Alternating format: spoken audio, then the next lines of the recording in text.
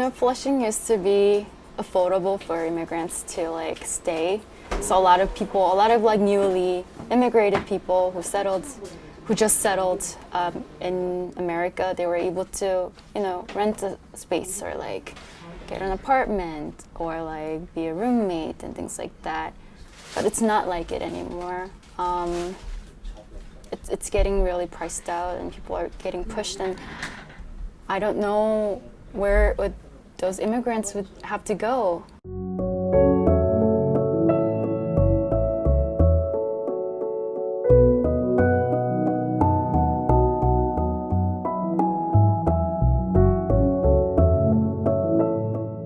I'm an immigrant from Korea. Our family immigrated to Flushing, New York, about like 10 years ago. And then ever since that, I grew up here. We start life here, and then we're building our lives here.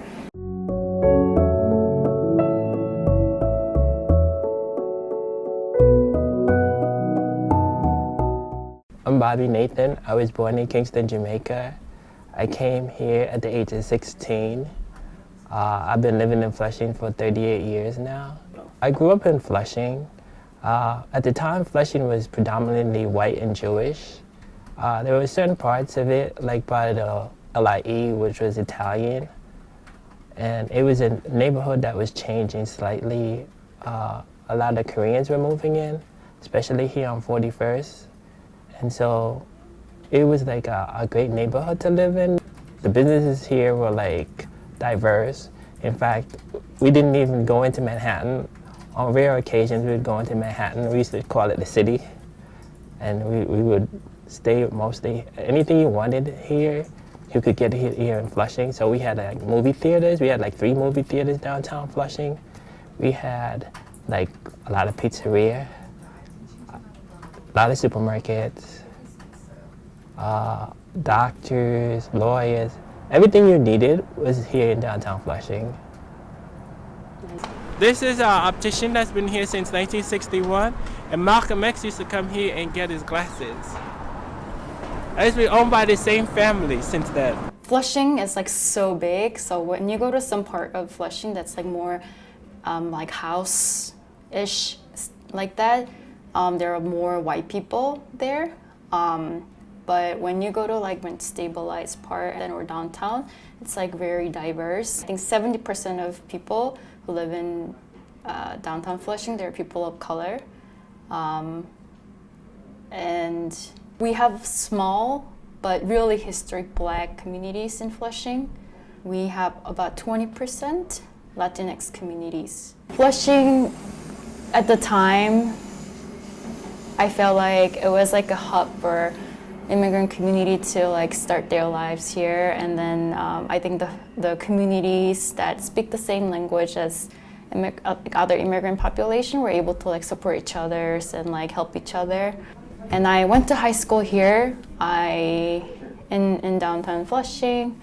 I have a lot of memories coming to like Main Street, getting bubble tea with people and like my friends and like hanging out and here and there. At the time, I didn't realize, but I've been like witnessing the development that's happening in Flushing that I didn't realize at the time.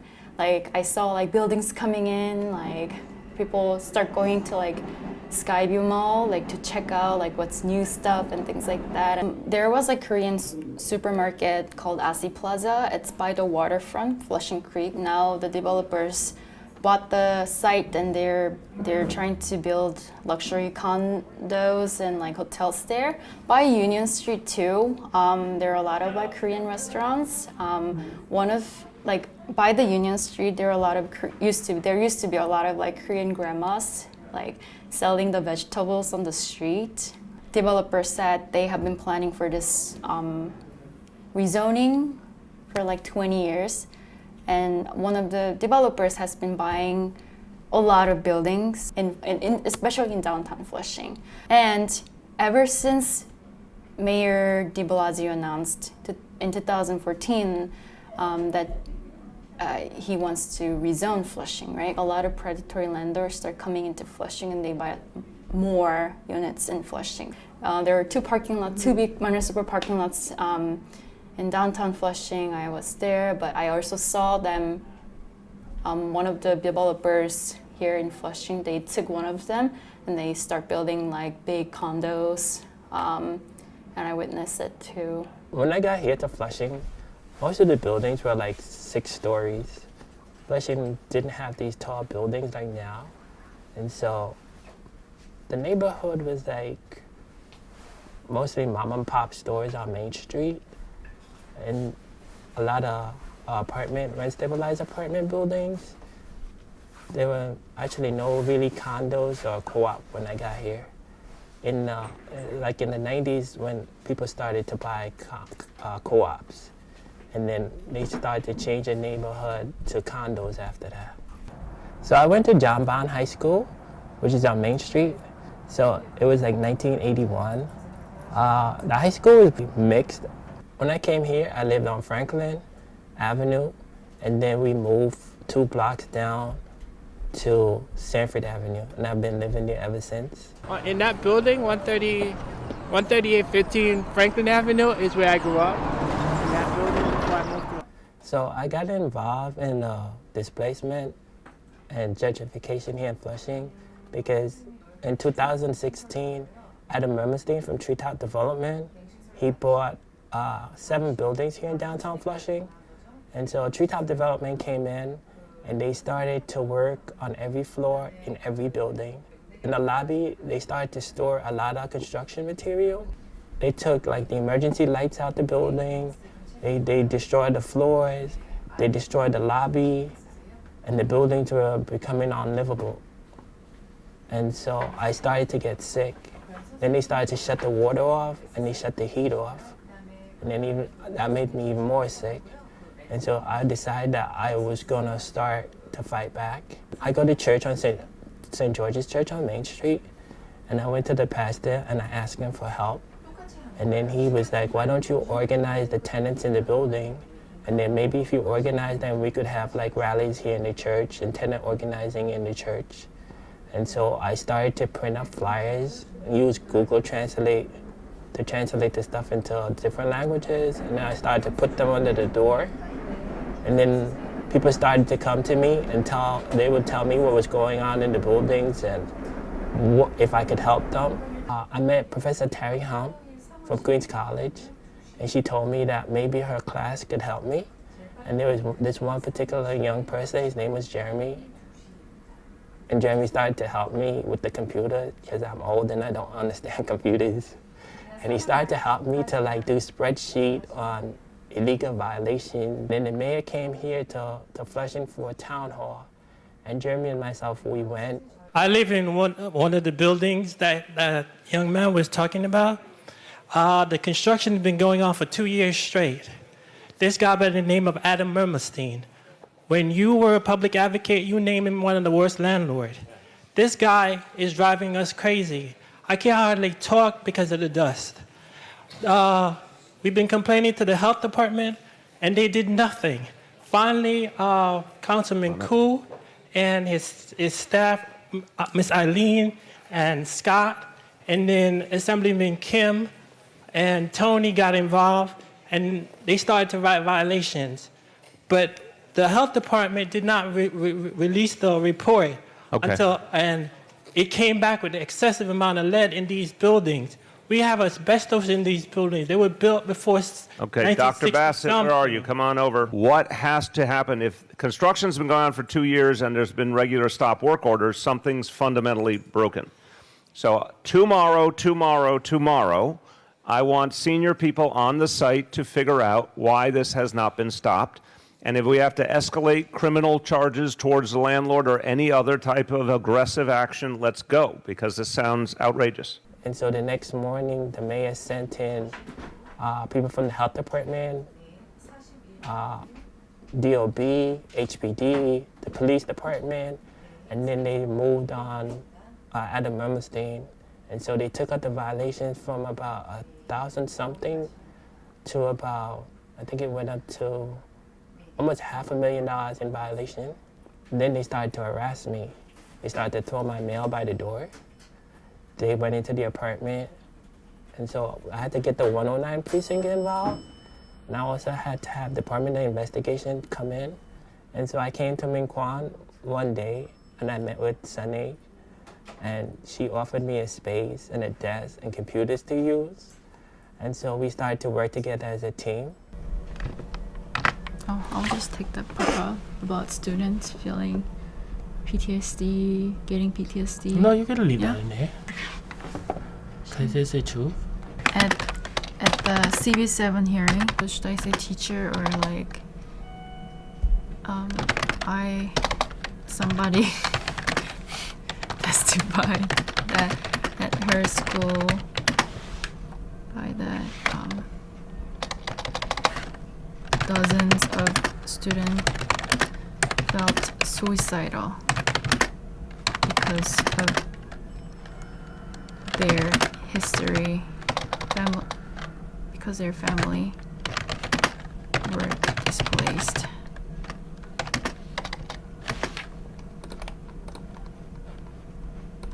Every apartment that was renovated, they destroyed, and they started to make the buildings unlivable.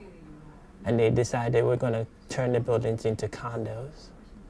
All 5 of the rent-stabilized buildings into condos.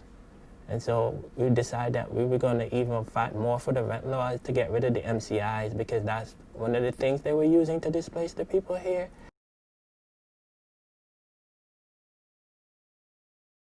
I've been going to door knocking and doing outreach to rent stabilized apartment, and then try to build like tenant association with people. It's really diverse. So when I go to door knocking, I can't just use Korean and English. I have to translate all the materials into Chinese, typically Mandarin, because I see a lot of people who speak Mandarin. There is one building owned by Khaled Management. They have been charging rent-stabilized tenants. They have been charging them market rate rent for 30 years, and most of the tenants who were affected by them were Korean. Rent-stabilized building, now owned by A&E. A&E is one of the worst landlord and predatory landlord in New York City. A lot of people in that building, they complain that there's a lot of noise, dust coming in. It's so bad for them, and they, a lot of them have like residents who's been there for a long, long time. They can't stand. The landlord doesn't fix issue like repairs in houses. I think Flushing has the highest rate of converting the basement as well. So people go to attics and basement and things like that, but they don't know that it's a displacement, that they have been displaced. We also see like a lot of homeless population growing. When we go to libraries, there are a lot of like homeless brothers and sisters. We see them. A lot of people don't know about their housing rights, and they have been displaced, but not knowing that it's a displacement. So whenever they get a letter from like, MCI units saying that they're gonna get MCIs and blah, blah, blah, or like landlord increasing the rent, they just pack everything and leave. And then if you look across here, you see the green fencing as well. Right. So you'll notice, and then if you look all the way down that block, there's green fencing. Exactly. Green symbolize that they're doing roof work and facade work. It's a part of doing it so they can get the MCIs, major capital improvement. Okay. And that's what people are fighting, right? The Yeah. MCIs? I'm not sure if you see it, but there's cameras Yeah, everywhere. for sure. Anytime they do the MCIs on the building, they put cameras. Uh-huh. Zara Realty purchased 3 buildings in Flushing, and then a few months after they applied MCI, a major capital improvement, to increase the rent. But the work, it was about the elevator that one of the building has. That work was done by the previous owner, but they still filed MCIs. And I heard people complaining that the elevator is not working anyways, even if they changed it like recently. And they are now doing like the facade construction.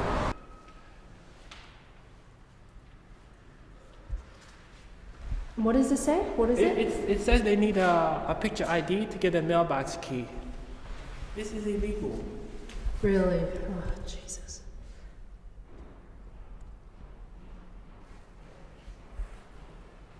Alright, then. We do it anyway. Hi.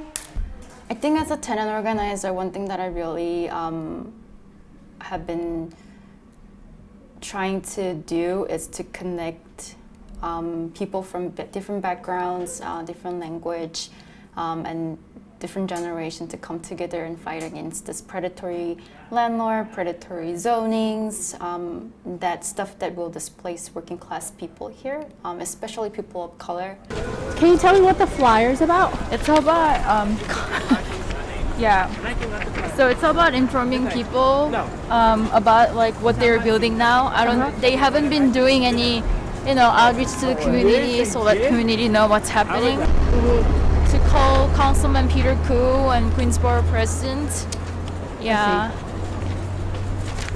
Hello. Wait, Bobby? Bobby's here. I'm messing with you. I'm not. What happened? Oh, this is about, sorry, this is English. We were talking about you yesterday. Yeah, but you never answer your phone. I've been sick. You didn't know? What?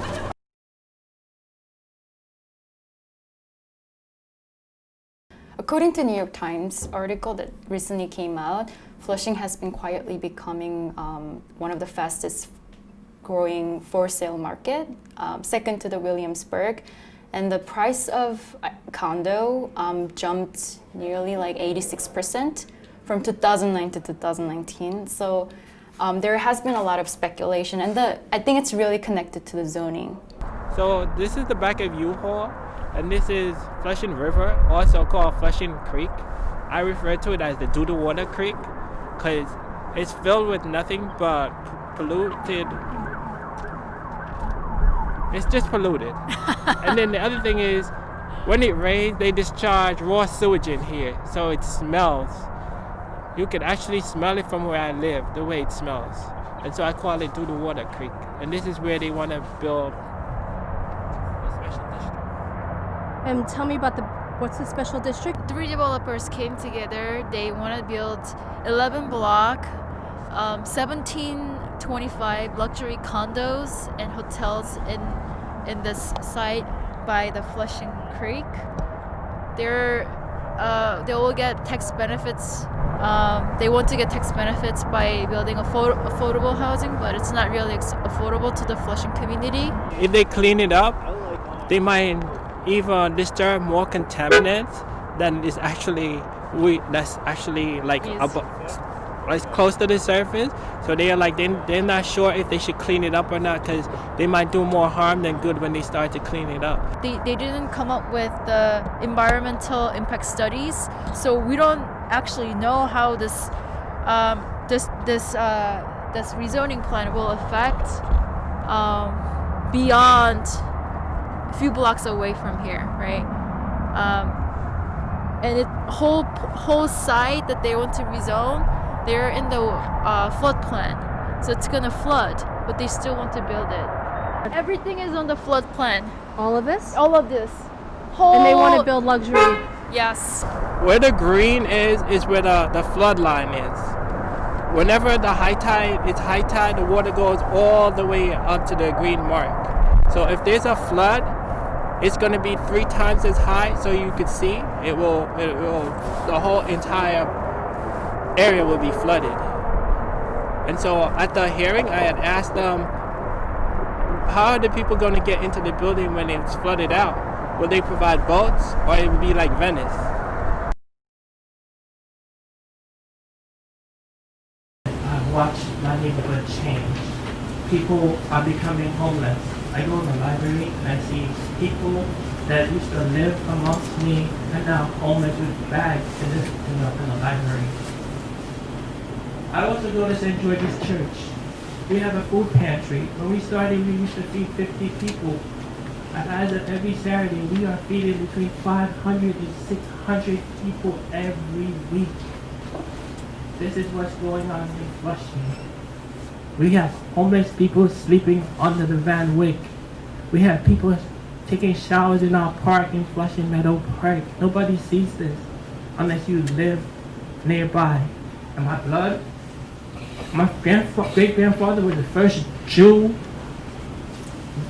rabbi in Jamaica. One of my great-grandmothers came from India. She was an indentured servant. Also, my blood is African slaves. This is why I fight for the people in Flushing. Everybody keeps telling me, Bobby, why you keep fighting? Why you keep fighting? Just let the neighborhood change. F&T told our church that they were going to build parking space and we'd be able to use it on Sundays because the church doesn't have parking space. They are our neighbors right across the street. And when we asked them, they did not give us those parking space. When they were building on the Muni lot, they told us we were going to get the YMCA, we were going to get all of these open, we were going to get a theater, we were going to get park. Guess what? We got none of that. There's a little sliver of a park, and when we want to use it, they said, no, we can't use the park there for any event. So I'm telling you, for 20 years, they've been buying up the lot. I'm not sure if y'all have ever seen this, but for 20 years, F&T has been buying up Flushing, block by block by block. The building at Community Board 7 is owned by F&T. This is what they've been doing. Their plan is to turn Flushing into the Asian Times Square. Can you see this, everybody? Thank you, this Mr. is not me Nathan. saying it. 안녕하세요. 저는 플러싱에서 오랫동안 살고 활동을 한 안티나입니다. 저랑 제 친구들은 이 강변 재개발 계획에 찬성하지 않습니다. 사실 이 지역이 저한테는 제일 살기 편하고 집같이 느껴지는 장소입니다. 하나 저는 은퇴한 노인으로서 렌터비가 너무 비싼 이 지역은 살기가 많이 힘듭니다. 매달 적은 소득에서 상당한 퍼센트의 돈을 렌터비로 쓰니 남은 돈으로 먹기 살기가 어렵습니다. 저랑 제 친구들은 전부터 노인 아파트를 원합니다. 렌트비가 저렴한 노인 아파트가 충분하게 있다면 몇 년을 기다려도 이 재개발 소식이 없는 이런 딱한 사정도 없게 될 것입니다. 제가 이 재개발 소식을 들었을 때 이 소중한 땅에서 서민들이 원치 않는 것을 지을 것이로구나 하고 많이 화났습니다. 제발 이 서민들의 말을 들어주십시오. 이 재개발 계획은 우리 플러싱 주민들을 위한 것이 아닙니다. 부유한 자들을 위한 것입니다. 제발 반대해 주십시오. 감사합니다. When they were building Skyview Mall, they used like BOA Brownfield money to clean up the street and things like that. And all the construction noise and the dust, it went all to the blend houses, right? But they didn't clean this side of the street. Huh. So all of this went into the NYCHA? You're saying the dust and stuff? Yeah, of course, when they're doing the construction and things like that. To see, we get stop work orders on these buildings as well because the work they're doing is not up to code. On this block, it's like we have the most construction per lot. If you look down the street, we have about 20 construction sites. It's insane what's going on. And this is on the street where the lady died as well. The large sign ripped off the side of the building just before 10, hitting and killing 67-year-old Xiang Ji as she was walking down the sidewalk. Yeah, that's terrible. That's terrible. Fire crews quickly responded on the roof, trying to secure other loose pieces of aluminum as the winds whipped. Emily Lee concerned for her and her 2.5-year-old daughter's safety as she stepped out. When we came down the stairs, I was like, let me cover her, anything. It's not safe around here, the construction. I think the people don't really watch out for the safeties around this area. Officials say this building that has several shops and a food court has 18 open building violations for illegal construction work and signage. One of those violations could have cost a life, and now this is on the minds of many here. 3 weeks ago at the corner of 41st and Main Street, a facade fell on top of a lady and it killed her. Because the work being done here in Flushing is dangerous. They're not conforming to DOB code. So you can see a lot of the buildings here, we get work stop orders on them. It was like right in front of the bus station. Yeah, and some politicians like blamed on the wind. It was like wind was blowing so hard or whatever. But around that area, there were like a lot, like more than seven, like constructions were going on. Yeah.